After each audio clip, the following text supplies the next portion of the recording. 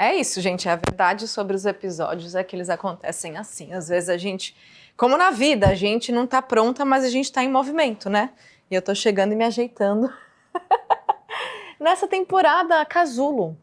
Essa é uma temporada de aquecimento, eu diria, para uma nova temporada incrível para vocês que estamos preparando com muito carinho.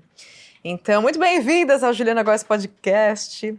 Esse lugar quentinho para a gente falar sobre o que for preciso, inclusive as emoções mais guardadas, mais desconfortáveis e confusas, mas também para a gente dar risada, para ser leve, para que você entenda que o real protagonismo está muito mais conectado com você abraçar quem você é, o pacote completo, é a tua luz, é a tua sombra, é tudo isso, do que ficar só na busca eterna pela melhor versão que não existe. Pronto. Roda uma vinheta agora, editor.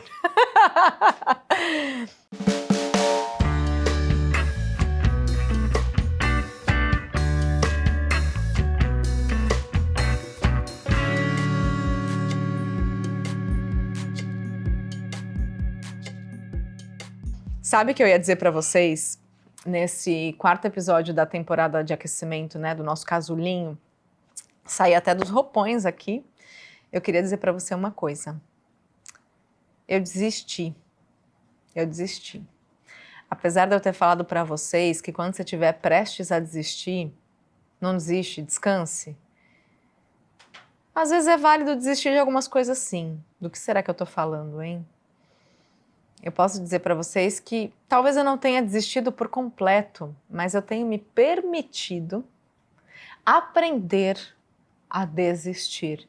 Isso tem feito transformações magníficas na minha vida e nas minhas relações. Sabe por quê? Sabe por quê? Porque tem uma desistência que vale mesmo a pena, que é aquela desistência em tentar mudar o outro. Pois é. Contei para vocês em outros episódios que aconteceu muita coisa na minha vida desde novembro do ano passado. Falei para vocês que eu e minha mãe, a gente ia realizar o sonho de ir para a Grécia, que era a viagem dos sonhos da vida dela, e que daí eu queria proporcionar isso para ela. Comprei os bilhetes para ela viajar de business pela primeira vez na vida, ficar em hotel 5 estrelas, fazer um cruzeiro de 7 noites incrível na Grécia para poder devolver para ela, não só através desse conforto todo e desses pequenos luxos, mas através de tempo de qualidade, que eu sinto que é uma linguagem do amor em comum que a gente tem. E entre eu ter presenteado a minha mãe com essa viagem e de fato ter vivido essa viagem, aconteceu um câncer. E eu só falei com a minha mãe sobre isso recentemente. Eu falei, olha, as minhas protagonistas sabem que você operou, sabem que você está em tratamento, mas é algo muito íntimo seu. Será que eu posso falar sobre o câncer? A gente precisa falar sobre isso. Será que eu posso abrir para elas? Como você se sente? Ela, não, filha, tá tudo bem. Eu tô curada. Pode falar. E mesmo se eu não tivesse, pode falar sim. Só que olha quanto tempo eu levei para perguntar para minha mãe se eu podia falar sobre isso. Porque eu acho que nem eu estava pronta para falar sobre isso. Mas eu me dei o tempo e, enfim, teve um câncer que foi descoberto através de uma colonoscopia. E também considero muito importante trazer esse assunto. Eu vou fazer, inclusive, a minha na semana que vem pela primeira vez, antes dos 40. Antes era recomendado depois dos 50, depois veio para depois de 45, agora é depois dos 40, mas faça. Se você tem alguém na sua família que teve um câncer intestinal, um nódulo que seja, eu não sei os nomes técnicos, mas faça. Foi uma das recomendações mais importantes da médica, foi, Juliana, já faça. E se você, aí falou para minha mãe, se você tem irmãos, sobrinhos, parentes, recomende que façam também, porque salva vidas. Então, preciso alertar vocês sobre isso, foi um exame de rotina, minha mãe estava assintomática e apareceu uma alteração já avançada. Tinha um tumor de mais de 5 centímetros no intestino dela e ela precisou ser operada às pressas porque já estava rompendo a parede do intestino. Então foi um susto pra gente. Eu estava prestes a embarcar para Portugal para dar uma palestra internacional para tirar mini férias de 5 dias na Europa, eu comigo mesma, viver a minha solitude. Os planos todos mudaram e eu mudei minha passagem, voltei para minha mãe poder operar e eu poder estar junto com ela. Mas foi um momento muito frágil e eu lembro que eu fiz algo muito simbólico, que em Portugal eu comprei uma agenda de 2024. E eu falei, eu vou presentear minha mãe com a agenda de 2024. E eu vou pedir para que ela abra a agenda de 2024 e marque as datas da nossa viagem na Grécia por escrito, porque a gente vai viver isso. A gente vai viver isso. A gente precisa criar a nossa realidade todos os dias. E daí, quando a minha mãe estava na maca, eu esqueci de entregar a agenda para ela, fiquei toda afetada emocionalmente e com razão, né? Mas quando minha mãe estava na maca, indo para o centro cirúrgico, eu peguei a agenda e falei, eu tenho que dar essa agenda para minha mãe antes dela entrar em operação, em cirurgia. E falei para ela aqui, ó, para você é um presente, uma agenda de 2024. E porque você vai voltar desse centro cirúrgico, melhor ainda, porque você vai voltar curada e porque você vai voltar muito bem recebida, acolhida e cuidada. E a gente vai juntas para a Grécia em maio. Então, nossa, gente, foi tanta coisa assim, e a minha mãe ainda está vivendo a quimioterapia. Durante esses meses eu tenho acompanhado no tratamento, e até esse também foi, não vou dizer que foi o motivo para eu ter pausado o podcast, mas foi muita coisa para lidar, sabe? Eu precisava dar uma cuidada da família, de mim mesma, então eu trago para vocês isso porque eu venho desistindo de querer mudar a minha mãe. E isso está fazendo tão bem para a nossa relação, porque o melhor que a gente, enquanto filhos, pode fazer pelos nossos pais é mudar a nós mesmos. A gente tem que parar de se colocar no lugar de dar sermão, de querer falar para eles o que é certo, o que é errado, de que eles estão fazendo escolhas piores para a vida ou para a saúde deles, porque muitas vezes, na maioria das vezes, eles até sabem, mas eles estão num lugar em que se sentem mais seguros em continuar sendo e agindo do jeito que eles sabem ser. Enquanto a gente não for capaz de abraçar os nossos pais, por mais difícil que seja, da maneira como eles são, as nossas relações vão se tornar também cada vez mais difíceis. E durante alguns anos, eu e minha mãe, a gente, claro, eu ia falar of course, que tô pensando tanto em inglês ultimamente. My mother and I, of course, we had our differences. Mas então, voltando para o português, a gente teve muitas diferenças. A gente é muito diferente, né? E tudo bem, ninguém nasceu para ser igual a cópia do outro. É o que a minha mãe sempre fala, filha, você veio para esse mundo, então já vem melhor que eu.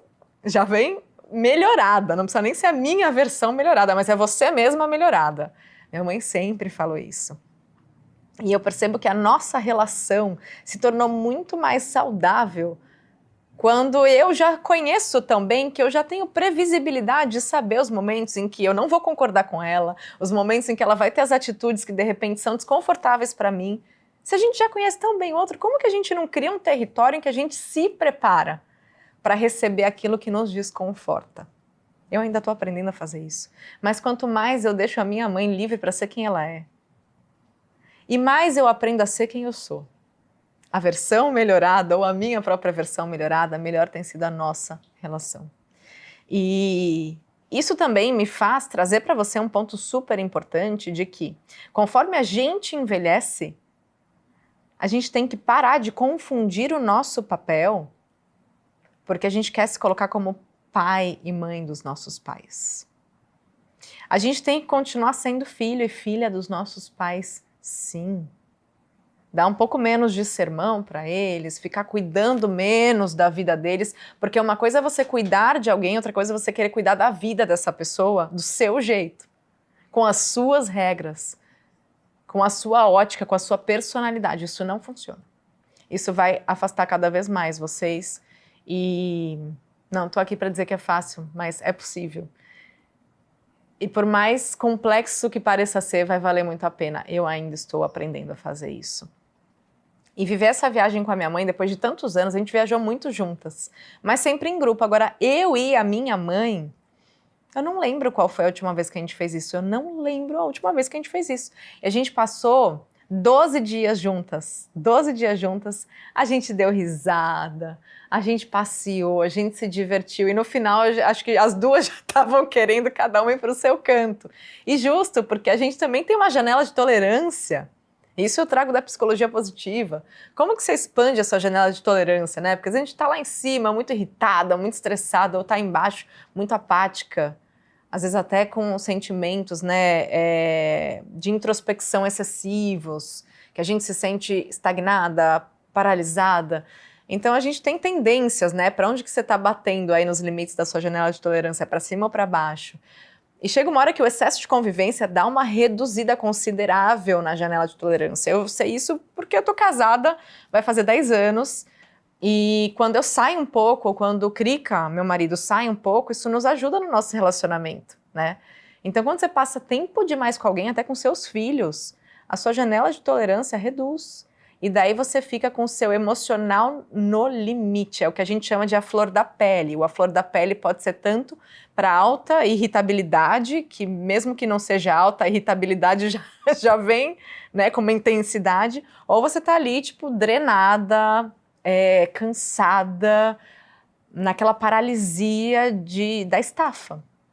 Então, eu sinto que no final as nossas janelinhas de tolerância já estavam um pouco comprometidas, especialmente a minha, porque eu admiro muito a minha mãe nesse sentido, de que hoje em dia ela sabe ser minha mãe sem me tratar como uma criança.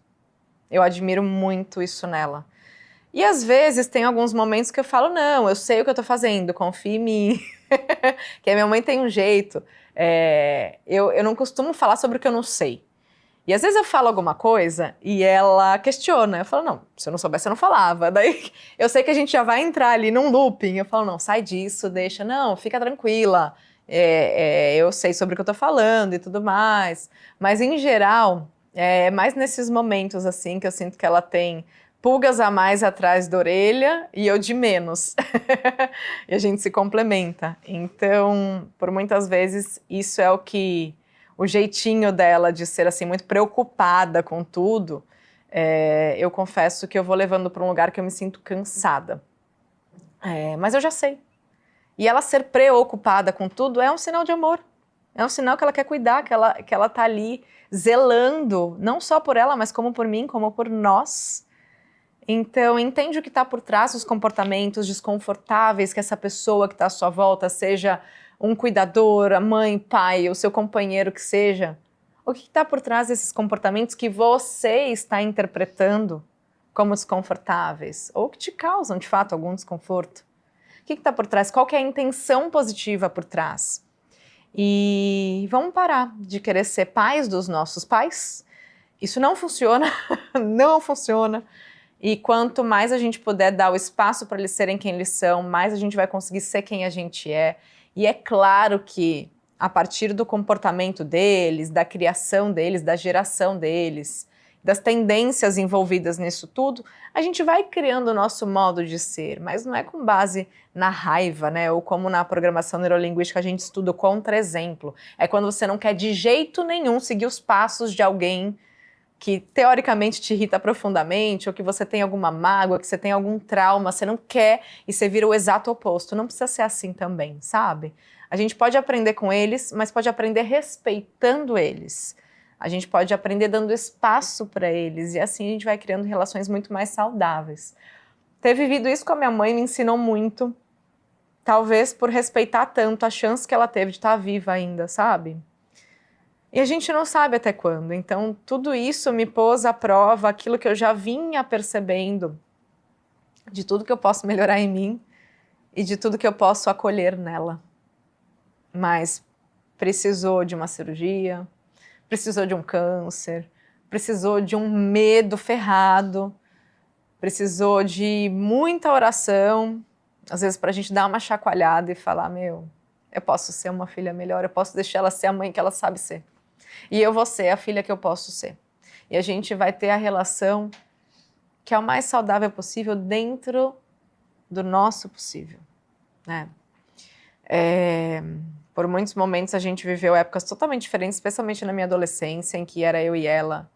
E meu pai faleceu quando eu tinha 9 anos, então eu nem consigo imaginar, dimensionar tudo que a minha mãe passou. E ainda fui uma adolescente que, apesar de ser uma pessoa dócil, calma, a gente batia muito de frente, assim, sabe? Mas eu enxergo que a gente estava dando o que a gente tinha para dar. Minha mãe trabalhou muito, ela fez o que ela podia para me dar a vida que eu tenho, a educação que eu tenho, os valores que eu tenho. E eu honro muito, assim, sabe? A mãe que ela pode ser. E que você aprenda a honrar a mãe e o pai que os seus pais podem ser, que eles conseguem ser. E lembra que no fundo, até eles têm tantos medos de ser diferente, eles não sabem nem por onde começar, que fica mais seguro ser do jeito que eles já são. Mudar não é simples para ninguém. Se pra gente que já percebeu que tem que mudar, parece tão complexo, exige tanta energia, tanto autoconhecimento, tanto empenho e resiliência. Como é que a gente exige tanto disso do outro que de repente já não está nem mais no auge, na capacidade emocional e até cognitiva de realizar uma mudança? E até física. Então é esse o recado que eu tinha para dar para você. Vamos respeitar mais, vamos abrir esse espaço e aumentar nossa janela de tolerância, porque é expandindo, é descomprimindo, é fazendo gestão emocional e autocuidado que a gente consegue ser muito mais tolerante com o mundo e com as pessoas à nossa volta. De fato, não se engane, não é a partir da mudança dos outros que você vai se sentir melhor. É a partir da sua mudança, e às vezes não é nem mudança de comportamento, é só mudança de visão. Só de enxergar diferente, de perceber diferente e de fazer novos combinados aí com você, as coisas já mudam bastante. E você talvez se presenteie com novas possibilidades de viver relações muito mais amorosas, respeituosas e satisfatórias à sua volta. É isso que eu desejo para você, meu bem. Como foi? Como ecoou? Vamos fazer esse episódio chegar bem longe? Vamos entrar nos mais compartilhados do Spotify ou da plataforma que você está me vendo, ouvindo, assistindo, porque tem a turma do YouTube também, né? Então manda aí na setinha, no aviãozinho, compartilha com o maior número de pessoas possível e lembra de avaliar o podcast, de se inscrever no podcast. Esse foi um aquecimento para que a gente volte em breve com uma nova temporada caprichada, ressignificada, energizada, para a gente seguir de fato esse caminho do protagonismo através do autocuidado, do amor próprio e do autorrespeito. Presentinhos para vocês, hoje estou aqui estreando minhas peças, o nosso Drop Nós, uma coleção autoral da Ornali, que é a minha marca, sim! Estou com bracelete, choker e brincos, e tem cupom podcast para você ter 15% de desconto em todos os produtos, em todas as peças da Ornali. Então, meu bem, aproveita que esse daqui saiu do forno agora e é uma coleção que fala muito da união, da conexão, das relações nós. Porque é junto que a gente vai mais longe, é se entrelaçando que a gente soma forças. Então, acaba que esse drop, essa coleção, tem tudo a ver com o que a gente falou hoje. Combinado? Te vejo num próximo episódio. Aproveita e maratona. Se você ainda não ouviu os outros episódios de Juliana Góes Podcast, tem mais de 80. Essa altura do campeonato tem mais de 90 para você maratonar. E é uma honra poder, de alguma forma, contribuir com o seu protagonismo. Um grande beijo e até mais.